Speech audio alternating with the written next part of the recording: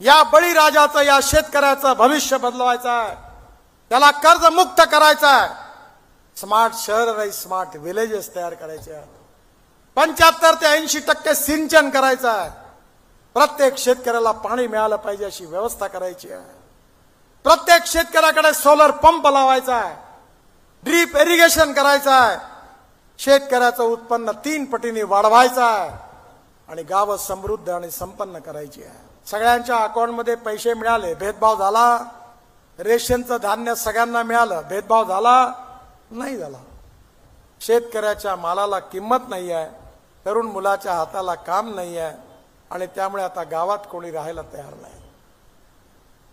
आपल्याला माहिती असेल की आज परिस्थिती अशी आहे की कुठली तरुण मुलगी लग्न करायचं असेल तर तिला चपराशी चालतो, बाबू चालतो, पण शेतकरी चालत नाही, अशी परिस्थिती निर्माण झाली। याचं कारण शेतीवर, ग्रामीण अर्थशास्त्रावर, ग्रामीण अर्थनीतीवर अन्याय केला गेला। जी धोरणं स्वीकारली गेली, सरकारी पैशातून मोठमोठे स्टील प्रोजेक्ट, पॉवर प्रोजेक्ट आले, पण हे प्रोजेक्ट सरकारने करण्याची गरज होती का? मला अनेक वेळा माहिती आहे, मी आपले ते एवढे 30,000 कोटी रुपयाचा रस्ता बांधला, हा कुठून नागपूर पासून तर रत्नागिरी पर्यंत बांधला, पण हा पैसा सरकारचा नाही आहे। मी असं मॉडेल तयार केलं की सरकारी पैसा फक्त कुठे खर्च करायचा।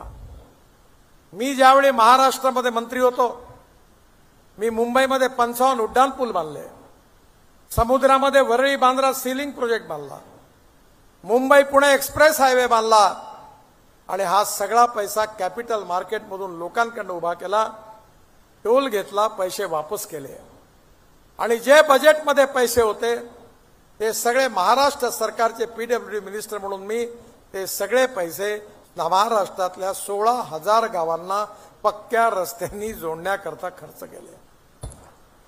मी 50 लाख कोटी रुपयाची कामं या 10 वर्षात केली, 50 लाख कोटी रुपयाची। पण ही सगळी कामं करत असताना मी शिपिंग मंत्री होतो, मी 16 लाख कोटी रुपयाची भारतमाला, सागरमाला नावाची योजना सुरू केली आणि जे पोर्ट होते त्याचं इन्कम मॉनिटाईज केलं आणि 16 लाख कोटी रुपयापैकी 12 लाख कोटी रुपयाची कामं पूर्ण केली आणि माझं बजेट किती होतं? 800 कोटी रुपयाचं। 10 वर्षामध्ये ते बजेट झालं असेल 8,000 कोटीचं आणि कामं पूर्ण किती केली? 12 लाख कोटी रुपयाची। आणि म्हणून माझी आपल्या सगळ्यांना विनंती आहे की जी अर्थनीती महात्मा गांधींनी सांगून देखील पंडित जवाहरलाल नेहरूंनी स्वीकारली नाही, खेड्याकडे दुर्लक्ष केलं, गाव गरीब मजदूर किसानाचं दुर्लक्ष केलं, तरुण मुलाच्या हाताला रोजगार नाही। आज जर आपण स्मार्ट सिटी बनवू शकतो तर स्मार्ट विलेज का नाही बनवू शकत? बनवू शकतो। तुम्ही कधी इस्रायलमध्ये गेले असाल तर तिथला शेतकरी आपल्या शेतामध्ये त्याचा एअर कंडिशन बंगला आहे आणि बंगल्यामध्ये आपल्या कॉम्प्युटरवरून तो ड्रीप इरिगेशन कंट्रोल करतो आणि त्या ठिकाणी त्याचं एकरी उत्पन्न, कापसाचं उत्पन्न आहे 30 क्विंटल पर एकरी। सेलू तालुक्यात किती आहे? H4 आलं, H6 आलं, वरलक्ष्मी आलं, L147 आलं, नंतर निमकर आलं, खूप फवारे मारले।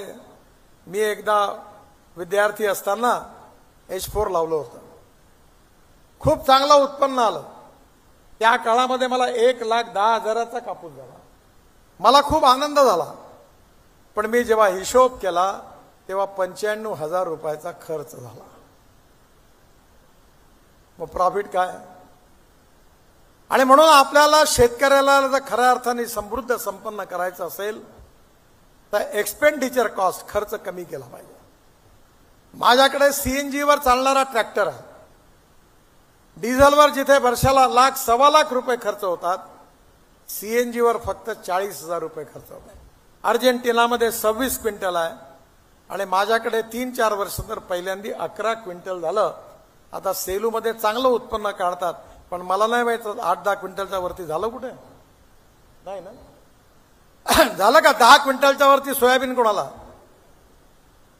मग अमेरिकेमध्ये होतं, आपल्याकडे का नाही होत?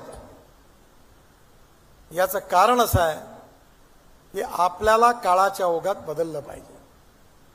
पाणी ही सगळ्यात मोठी समस्या आहे. का आपल्या जिल्ह्यामध्ये 100% सिंचन नाही होऊ शकत? आज आपल्या जिल्ह्यामध्ये 100% सिंचन करण्याचा संकल्प जर शेतकऱ्यांनी केला तर मला वाटतं आपण 100% यशस्वी होऊ. आम्ही या वर्धा जिल्ह्यामध्ये तामसवाडाला पहिला प्रयोग केला. धावणाऱ्या पाण्याला चालायला लावा, चालणाऱ्या पाण्याला थांबायला लावा, थांबलेल्या पाण्याला जमिनीला प्यायला लावा. गावातलं पाणी गावात, घरातलं पाणी घरात, शेतातलं पाणी शेतात. आज अनेक ठिकाणी पाण्याची लेवल वाढली. तुम्हाला आश्चर्य वाटेल, मी एवढा विद्वान नाही आहे, पण मला 9 डॉक्टरेट डिलीट्स मिळाल्या, 9, आणि त्यापैकी 4 मिळाल्या कृषी विज्ञानाकडे. पंजाबराव कृषी विद्यापीठाने मला डिलीट दिली. महात्मा ज्योतिबा फुले राहुरी युनिव्हर्सिटीने डिलीट दिली. बाबासाहेब आंबेडकर मराठवाडा युनिव्हर्सिटीने डिलीट दिली. स्वामी रामानंद तीर्थ नांदेड युनिव्हर्सिटीने डिलीट दिली. आणि आता परभणीच्या युनिव्हर्सिटीची डिलीट घ्यायला मला जायचं आहे. आणि शिवाय देशात 4 मोठ्या युनिव्हर्सिटीने डॉक्टरेट दिली. माझी आपल्याला विनंती आहे की आज आपल्या शेतामध्ये इकडे तिकडे जे पाणी वाया जातं, आपण, मला एक लहानशी गोष्ट सांगतो. आपण नोकरी करणारे अनेक लोक आपल्यामध्ये आहेत. ते काय करतात? नोकरी करत असताना प्रॉव्हिडंट फंड त्याच्यात पैसे टाकतात, बँकेत डिपॉझिट करतात, आणि रिटायर्ड झाल्यानंतर मग त्या पैशाच्या व्याजावर आपला उदरनिर्वाह करतात. तुम्हाला उंट माहिती आहे? राजस्थानमध्ये उंटा नावाचा प्राणी मोठा लोकप्रिय आहे, मोठं वाळवंट आहे. मी आता मध्ये राजस्थानमध्ये गेलो तर तिथल्या खासदारांनी मला सांगितलं की माझा मतदारसंघ 700 किलोमीटर मोठा, एवढं वाळवंट आहे. मी म्हणलं तुम्ही वाळवंटात काय करता? खारं पाणी आहे. त्यांनी सांगितलं खाऱ्या पाण्यात त्याचा झेंगे तयार करायला सुरुवात केली. पण एवढं जे वाळवंट आहे तिथे प्यायला पाणी कमी आहे. आणि ज्यावेळी माणसावर वेळ येते की पाण्या वाचून मरण्याची, तेव्हा त्या उंटाच्या पोटात एक पिशवी आहे आणि त्यात पाणी आहे. ती पिशवी काढून ते पाणी पितात आणि जिवंत राहतात. आपण पाण्याचं डिपॉझिट का नाही करू शकत? पुरामध्ये आपलं नुकसान होतं. पूर आल्यामुळे आपल्या गावातली घरं उद्ध्वस्त होतात, शेतकऱ्यांचं पीक उद्ध्वस्त होतं. पण आपण जर पाण्याचं नियोजन नीट केलं, सगळीच मोठी धरणं बांधणं शक्य नाही आहे, पण धावणाऱ्या पाण्याला अडवलं, जमिनीत जिरवलं, तर माझा व्यक्तिगत अनुभव तुम्हाला सांगतो. माझ्याकडे 60 एकर शेती आहे धापेवाड्याला. 3 विहिरी होत्या आणि विहिरीच्या पंपावर MSCBची वीज कधी येते कधी जाते अशी होती. कंटाळून गेलो होतो. मग 3ही ठिकाणी आता मी आमच्या नदी आणि नाल्याचं खोलीकरण, रुंदीकरण केलं, पाणी आतमध्ये मुरवलं, आणि आता माझ्याकडे 7.5 हॉर्स पॉवरचे 3 पंप आहे. आणि माझी या विहिरीचं पाणी 10 तास चालतं. सगळं ड्रीप इरिगेशन आहे आणि माझे उत्पन्न 2.5 पटीने वाढ झाली. आणि म्हणून माझी आपल्या सगळ्यांना विनंती आहे की भारत सरकारतर्फे आम्ही सोलर पंपाची योजना आणली. मला 7.5 हॉर्स पॉवरचा एक पंप केवळ 37,000 रुपयात मिळाला. बावनकुळे साहेब जेव्हा ऊर्जा मंत्री होते तेव्हा त्यांनी अनेक योजना आणल्या ऊर्जा सोलर पंपाच्या. 8 लाख पंप आले आणि त्या पंपामुळे आज 10 तास पाणी मिळू शकतं. आणि जर तुम्ही जलसंवर्धनाचा कार्यक्रम केला तर आपल्या विहिरीला 10 तास पाणी मिळालं, आणि तुम्ही जर ड्रीप इरिगेशन केलं तर आपल्या तालुक्यामध्ये 100% सिंचन झाल्याशिवाय राहणार नाही. संबंध आहे. सोयाबीनचा भाव अर्जेंटिना ठरवतं, मक्याचा भाव अमेरिका ठरवतं, पॉमोलिन तेलाचा भाव मलेशिया ठरवतं. तर आपल्या पॉमोलिन तेलाचा भाव जर मलेशिया ठरवतं, आपल्याला पर्यायाने आपल्या देशात आपण 1.5 लाख कोटी रुपयाचं खाद्यतेल आयात करतो. सोयाबीन, जवस, सरसू, मुंगफल्ली त्याची लागवड वाढवली पाहिजे. जे डिझेल पेट्रोलच्या आयातीमध्ये आपले 16 लाख कोटी खर्च होतात ते वाचवले पाहिजे. स्वदेशी, स्वावलंबन आणि स्वातंत्र्याच्या आधारावर समृद्ध संपन्न भारत, समृद्ध शेतकरी, आत्महत्येपासून मुक्त असणारा शेतकरी आणि गावगरीब मजदूर शेतकऱ्याचं कल्याण, ही नीती घेऊन आम्ही काम करतो. पण याचे परिणाम मिळायला सुरुवात झालेली आहे.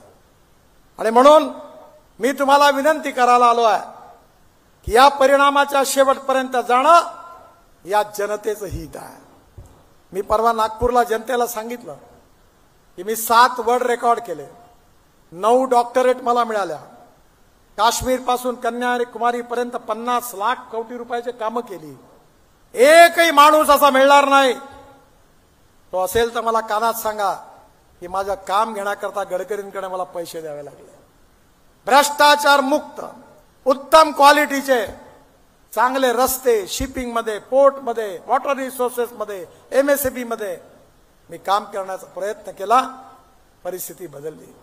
आपण शेणापासून पेंट तयार केला. 150 फॅक्टरी सुरू झाल्या. डिस्टेंपर आणि पेंट या कुठल्याही कंपनीपेक्षा चांगला आहे. माझी एकच विनंती आहे की गांधीजींनी जे सूत्र मांडलं होतं की ग्रामीण भागामध्ये, खेड्यामध्ये राहणाऱ्या माणसाला केंद्रबिंदू मानून गाव, गरीब, मजदूर, शेतकऱ्याचं कल्याण करणारी नीती असली पाहिजे. विनोबाजींनी तेच सांगितलं. पण नेहरूंच्या काळामध्ये उलटी आर्थिक धोरणं आखल्या गेली. सरकारच्या पैशातून भिलाईचे प्रकल्प, पॉवर प्रोजेक्ट उभे झाले. गाव, गरीब, मजदूर, शेतकरी निग्लेक्ट झाला. गावं बेचिराग झाली. तरुण अनेक लोक गावं सोडून निघून गेली. पण पुन्हा एकदा हे चक्र उलट फिरवायचं आहे. गाव, गरीब, मजदूर, शेतकऱ्यांचं कल्याण करायचं आहे. शेतकऱ्याच्या आत्महत्या थांबवायच्या आहे. गावातल्या तरुण मुलाच्या हाताला काम द्यायचं आहे. आणि याचा संबंध नीतीशी आहे, आर्थिक नीतीशी आहे. आणि ती नीती घेऊन जर water, power, transport and communication असेल तर उद्योग येतील, कॅपिटल इन्व्हेस्टमेंट येईल. उद्योग आले तर तरुण मुलाच्या हाताला काम मिळेल. आणि काम मिळालं तर गरिबी दूर होईल, भूकमरी दूर होईल. भारताची अर्थव्यवस्था जगातली 3री आर्थिक महाशक्ती बनली पाहिजे. भारत विश्वगुरु बनला पाहिजे. भारत जगातली ताकद बनली पाहिजे. हम 2 4 रहे न रहे, तेरा वैभव अमर रहे मा, हा आमचा संस्कार आहे. आणि योग्य नीतीच्या आधारावर या देशाला सुखी, समृद्ध, संपन्न, शक्तिशाली गाव, गरीब, मजदूर, शेतकऱ्याचं कल्याण आणि सुखी, समृद्ध, संपन्न हिंदुस्थान, जगातला विश्वगुरु, जगातली 3री मोठी आर्थिक व्यवस्था अब ही आपल्याला तयार करायची आहे. आणि ते करण्याकरता तुमच्या सगळ्यांचे आशीर्वाद आपल्याला पाहिजे आहे. रामदासजींनी आपली जी कामं झालेली आहे या अनेक कामाचा फॉलोअप वेळोवेळी माझ्याकडे केला. त्या वर्धेच्या पुलाकरता अजूनही झाला नाही ना पूर्ण, अड्ड्यात होईल. एवढे रेल्वेवाले नालायक आहेत, किती दिवस त्रास दिला. म्हणजे मी नेहमी म्हणतो, माझ्या घरासमोर एक रस्ता होता, तो बांधायला मला 12 वर्ष लागले, केळीबाग रोड. आणि मुंबई दिल्ली हायवे 1 लाख कोटीचा 1385 किलोमीटर मी 2.5 वर्षात बांधून पूर्ण केला. तसा रेल्वेचा पूल वर्धेचा. आता मी बोलत नाही पब्लिकली, पण रामदासजींना खूप वेळा सल्ला दिला, लावा कनपटात 2-4. आता झाले म्हणतात ते, 8 दिवसात चालू होईल म्हणतात. दत्ताभाऊंनी मला विनंती केली तेव्हा मी तो पूल मंजूर केला होता. पण इथल्या प्रत्येक कामाचं फॉलोअप रामदासजी करतात.